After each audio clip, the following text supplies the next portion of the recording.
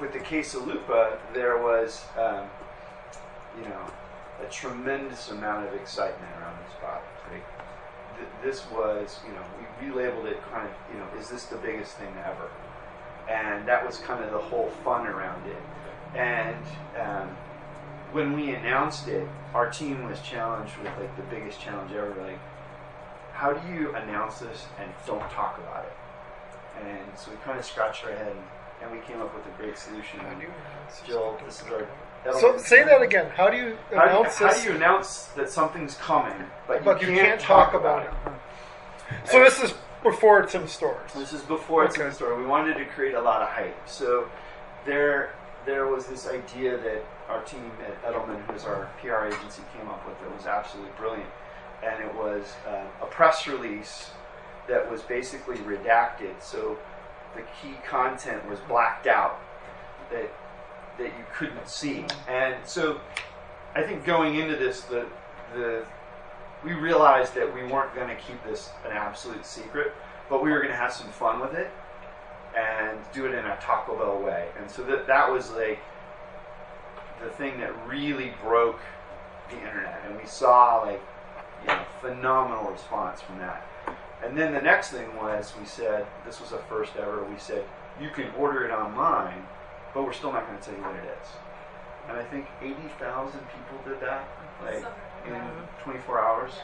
So 80,000 people are willing to give up, you know, their money without knowing exactly what it is they're buying. And they had to pick it up on a certain, like a Saturday from 2 to 4 or something, Correct, right? Like so they had to put up their money, and I ordered it, and then here's when I'll go get it. So yeah, well, exactly. What we find is that, you know, there's this concept of social currency, and being the first to get something is huge in these communities. And you know, Taco Bell is one of the most followed social brands out there, so it meant something that I could go to the restaurant first, and then I could share that experience in social before anyone else.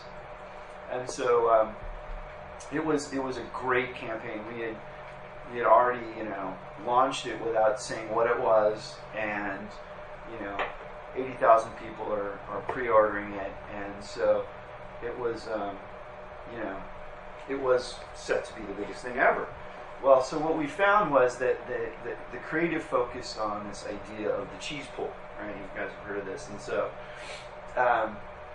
we even had contests downstairs with people, and they were getting like carrot stuff. Someone on our marketing team, I think, got up to like 8 or 9 inches. Like, I would say it was a couple feet. Yeah, 2 feet maybe. Yeah, it was like pretty big. So the ads kind of played with that, and some of the creative played with this idea. And so the beauty of social is that we can, you know, we can see like immediately people responding, saying, you know, oh, I can't wait to buy this, I'm going to pre-order it. But then also when they got it, some people were saying, oh, well, I'm not getting the cheese pull. And so what we were able to do is very quickly go to our ops partners and say, hey, look, this is what we're hearing. Why is this so? And what we found was that there were a couple of operators who weren't following the correct procedure. So we were able to very quickly go back to these restaurants and say, hey, make sure you're following the correct process. That's why it's not happening.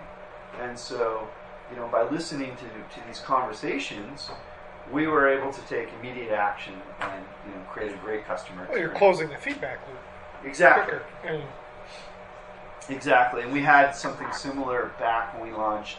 When we launched breakfast, we got in very early when the East Coast stores were opening, and we were hearing conversations about can't get, ran out, things like that, word clouds. And what we quickly realized was the demand was much higher than what we told our restaurants to prep for.